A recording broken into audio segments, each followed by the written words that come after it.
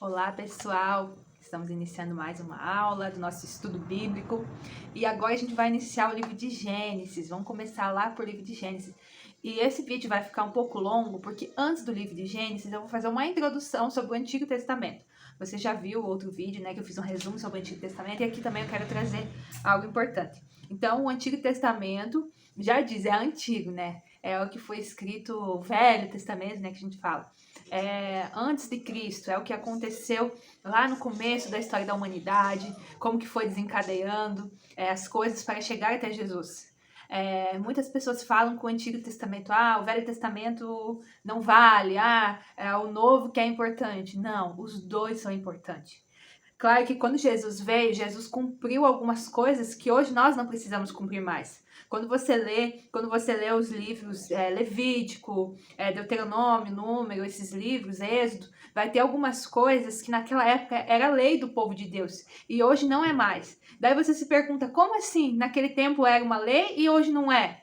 Porque algumas coisas Jesus veio cumprir, Jesus cumpriu, e hoje nós não precisamos mais fazer aquilo. O sacrifício de Jesus na cruz e o que ele fez na terra, algumas coisas nós não precisamos fazer mais. Por isso que é algo bem gostoso de entender. O Antigo Testamento, principalmente a partir da metade de Gênesis, conta a história de um povo, do povo escolhido, o povo da aliança.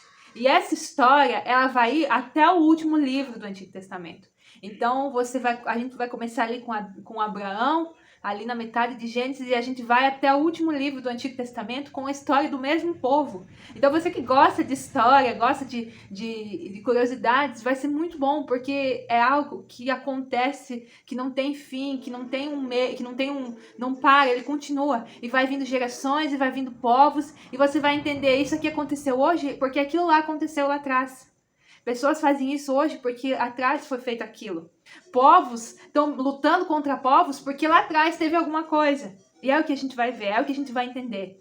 Coisas que a gente vê hoje. Por que tem aquela guerra lá na faixa de Gaza? Começou aqui no Antigo Testamento. Então é algo maravilhoso para a gente entender a história da humanidade. A ciência fala que o mundo nasceu de uma explosão, que nós viemos do macaco, que tudo aconteceu. Mas não, na Bíblia a gente vê que Deus nos criou. Que Deus criou você, que Deus me criou. E a gente vê tudo como Deus fez. E aí a gente vai vendo os propósitos, vai vendo as coisas acontecer. E a gente vai entendendo a vontade de Deus para nós, a vontade de Deus para a humanidade, para a sua criação especial, que é o ser humano. Então vai ser maravilhoso você aprender o Antigo Testamento.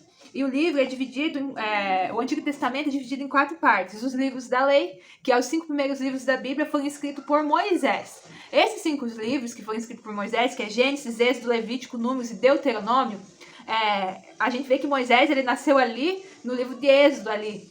Mas entende-se que Moisés conseguiu escrever essas histórias de Gênesis de pessoas que iam contando um para outro. E também da inspiração de Deus. Quando Moisés subiu lá e teve com Deus, não está descrito que Deus falou para Moisés.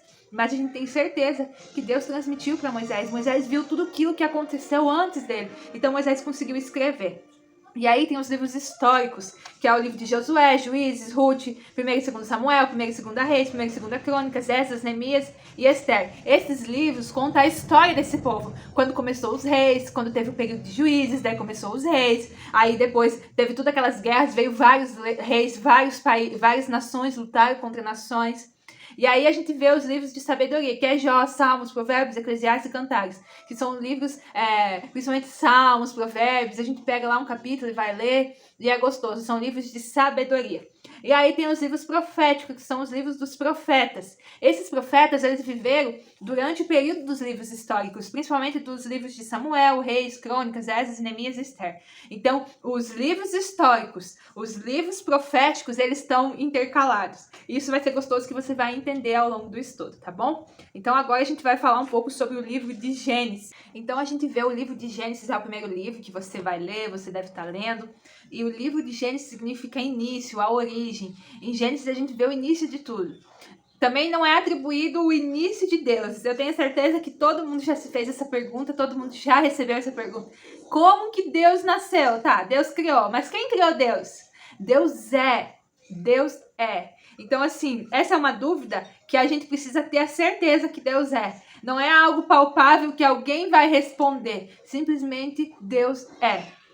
E aí a gente vê Gênesis, o início de tudo, o início da humanidade, o início da terra, o início da vida, o início das plantas, dos animais, do homem, da raça humana, do casamento, da família, das civilizações, das nações, do Estado, do governo, da história, das leis, dos pecados, da punição, do sacrifício, da salvação, da adoração, a aliança, o chamado de Deus, o povo eleito, que é o povo de Israel, as promessas, as profecias, as línguas, a literatura, a arte, a ciência e tudo mais. Tudo isso se deu início e a gente vê tudo isso em Gênesis. Então, cada versículo, cada capítulo que você lê, absorva, que você vai entender o início de tudo.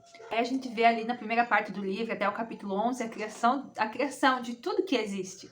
E a gente vê que o homem é a criação mais especial de Deus. Todas as outras coisas que Deus criou, Deus simplesmente falou, haja isso, haja aquilo, e aquilo aconteceu, simplesmente com falar de Deus. Mas quando Deus foi criar nós, o ser humano, a sua criação mais especial, Deus foi pessoalmente, com as suas próprias mãos, e nos criou. Por isso que nós, quando estamos longe do nosso Criador, nós levamos uma vida vazia e sem propósito. Porque nós somos criados por Deus de uma forma tão especial que nós precisamos estar perto dele. Quando nós não estamos vazios, porque ele soprou o fôlego de vida em nós. E quando nós nos afastamos desse fôlego de vida, quando nós afastamos desse que nos criou, nós ficamos vazios e sem propósito. E aí, a gente vê ali logo nos primeiros capítulos a queda do homem, né? E aí a gente já vê a promessa de que Jesus viria, de que viria um Salvador para nós. E a gente vai ler esse versículo e vamos entender ele.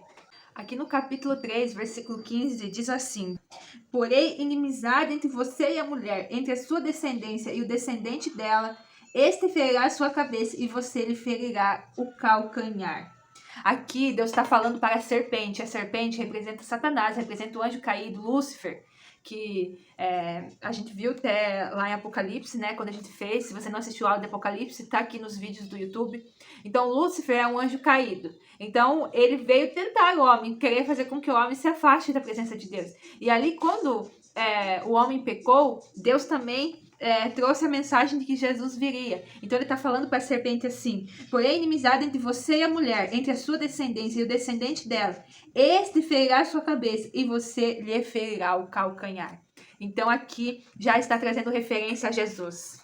A entrada de Jesus na humanidade foi planejada antes mesmo do início de tudo. Deus abrandou o castigo da maldição resultante do pecado de Adão e Eva, ao oferecer uma promessa de que um dia descendente se levantaria para ferir a serpente. Aqui está falando de Jesus. Apesar da morte ter vindo por meio de Adão, a vida de Cristo trouxe vida para a humanidade. Então daí ali, a partir do capítulo 12, a gente vê o início da história desse povo de Israel, do povo da aliança.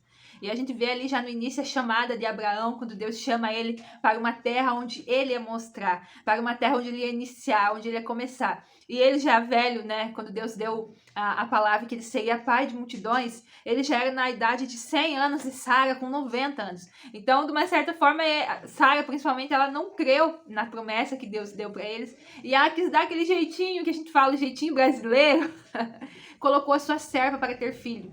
E dessa serva nasceu Ismael. E aí depois Sara teve o Isaac, né? A gente vê aquela história onde Deus provou a fé de Abraão pedindo seu único filho. Isso traz referência a Jesus, a Deus, quando ele deu seu único filho também. Abraão, ele queria ter filho e Deus deu essa graça para ele, já de idade avançada. E Deus pediu para ele. Você vai ler, se você não leu ali naquele episódio onde Deus depois apresenta o sacrifício, né? Apresenta o animal para o sacrifício, mas até então ele ia sacrificar seu único filho. E isso a gente já traz referência a Jesus, quando Deus entregaria seu único filho em sacrifício por amor a nós. Então ali já está projetando para a vinda do Messias. E aí, de Ismael, veio também uma nação. Ali foi as mãos do homem que meteu no meio do propósito de Deus. Deus tinha um propósito: fazer de Abraão pai de multidões, através do seu filho Isaac. Mas o homem, né, o ser humano colocou a mão no meio do propósito que aconteceu, veio Ismael. E aí, Deus ele não volta atrás naquilo que ele fala. Então, Ismael também teve uma grande nação a partir de Ismael, que é os ismaelitas, e hoje é a Palestina. E aí a gente vê hoje lá no Oriente Médio um conflito muito grande entre o Israel, Palestina, né, que já vem daí.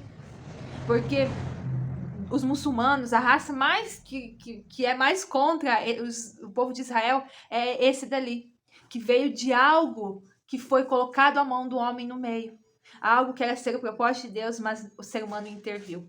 E aí, quando Ismael estava já na idade maiorzinho, então Abraão mandou ele e Agar, né, sua mãe, sair, né, mandou embora. Então, foi uma criança que cresceu já sendo desamparada pelo pai. Então, ali já começou. E aí, após a morte de Sara, teve outras mulheres, né, uma delas, Queturra, que teve também outros filhos. Né, que dessa origem veio os midianitas, e a gente vai ver lá nos Juízes, lá nesse período aí dos reis também, a gente vê também o povo de Israel, o povo da aliança, lutando contra esses midianitas, se juntando com os ismaelitas contra o povo de Israel. Então a gente já vê que essa rivalidade começou ali, de uma forma errada. Deus tinha uma promessa: fazer de Abraão pai de multidões através de Isaac. Mas o que eles fizeram? Intervir no meio desse propósito. Por isso que hoje a gente vê coisas. Então, quando Deus ele promete, quando Deus tem um propósito na sua vida, faça o que Deus quer que você faça. Não ponha a mão no meio, porque as consequências são desastrosas quando nós colocamos as mãos no meio. E aí, depois a gente vê ali de Isaac, veio Jacó e Esaú. A gente vê também ali a mãe de Jacó e Esaú também colocando a mão no meio. Ali, quando Jacó roubou a primogenitura de Esaú, eles eram gêmeos, nasceram juntos, mas um nasceu antes que o outro, e Jacó ele queria ser abençoado como primogênito, então ele roubou do seu irmão. E naquele tempo, quando um pai abençoava, a palavra, ela valia mais, não tinha documento, era a palavra, e o pai abençoou ele como filho primogênito, porque o primogênito, ele é o que comanda, né? Ele vai substituir o pai, ele vai substituir aquele que está comandando, o chefe da família. Então ali, Jacó, o que iria ser para Esaú, né, as 12 tribos, veio para Jacó, mas mesmo assim, né, aconteceu, o propósito aconteceu. E aí teve os 12 filhos, né? O filho mais amado de Jacó, que foi José, que a gente vê que José foi vendido pelos seus irmãos e foi parar no Egito. E aí veio aquele período da seca, né? Teve 7 anos de muita fartura, quando José desvendou o sonho do faraó, e depois teve 7 anos de muita seca. E os seus irmãos foram obrigados a ir até o Egito pedir ajuda, e lá eles reencontraram José. Você provavelmente já ouviu essa história. E aí José era governador lá do Egito, e o faraó permitiu que José com sua família fosse morar no Egito. E uma família, naquela época, as famílias não eram que nem hoje, um pai, uma mãe, um filho, não. Eles iam casando, iam tendo filho, iam juntando e juntando. Então, era cerca de 90 pessoas, né? Entende-se que eram 90 pessoas que era a família de José que foram para o Egito lá morar. Então, eles ficaram bem lá no período que esse faraó estava governando, quando José foi governador, né, lá no Egito. E aí passou muito tempo. A gente vê Gênesis, o final de Gênesis, com a morte de José. Então eles ficaram lá no Egito, só que foi passando anos, e os faraós que vieram após, eles já não conheciam mais quem era José. Então, quando José morreu, passou muitos anos até eles entenderem que esse povo, que tinha muitos filhos, né? Esse povo aí de Israel, eles tinham muitos filhos. Não, era comum naquela época ter bastante filhos. Então, na verdade, era algo assim, era uma bênção ter muitos filhos. Era algo assim, louvável. E aí eles tinham muitos filhos, e aquele povo cresceu em milhões de pessoas. Então eles pensaram assim, os egípcios: esse povo vai se juntar, vão aprender a lutar e vão dominar o Egito. Então eles escravizaram esse povo. E daí o restante a gente vê ali no livro de Êxodo. Mas finalizando aqui o livro de Gênesis, a gente vê Gênesis começando com algo bom, com a criação, com o Éden. E a gente vê Gênesis finalizando com a morte de José, com um caixão, com um enterro. Então, Deus criou, é perfeito, é maravilhoso. Mas quando nós saímos, quando nós pecamos, quando nós saímos da vontade de Deus, a consequência é a morte. É a morte eterna. Então aí, Deus, ele sempre, a gente vai ver ao longo do Antigo Testamento, Deus sempre colocando a mão para ajudar o seu povo, para intervir, para salvar. Deus tem um propósito. Às vezes nós nos desviamos, mas mesmo assim Deus nos perdoa e Ele vai lá, coloca sua mão e nos ajuda a voltar para o propósito. E aí, algo interessante que você tem que levar em consideração ao estudar o livro de Gênesis. É importante considerar que os costumes do Antigo Oriente eram consideravelmente diferentes da nossa época e da nossa cultura. Também o ambiente no qual viviam era muito distinto do nosso. E o pecado acabara de entrar na história da raça humana. A longevidade era a regra, portanto, devemos considerar todo o contexto mais amplo das passagens para ter uma correta interpretação. Então, algo que você sempre tem que levar em consideração quando você estiver lendo cada trecho da Bíblia, pensar no contexto da época, na cultura daquele lugar, né? Entender que aqui era o início da raça humana. Você vai ver, tá, ali pais e filhos, irmãos e irmãs, né? A gente vai ver homens com várias mulheres. Isso era a cultura local daquela época lá no Oriente. É muito diferente de nós hoje. E aquela época é diferente de hoje ainda no Oriente. Então você tem que levar em consideração na sua cabeça que é um tempo diferente, um costume diferente, uma cultura diferente. Porque senão você não vai conseguir entender, você não vai conseguir assimilar. Você vai achar talvez estranho. Como assim?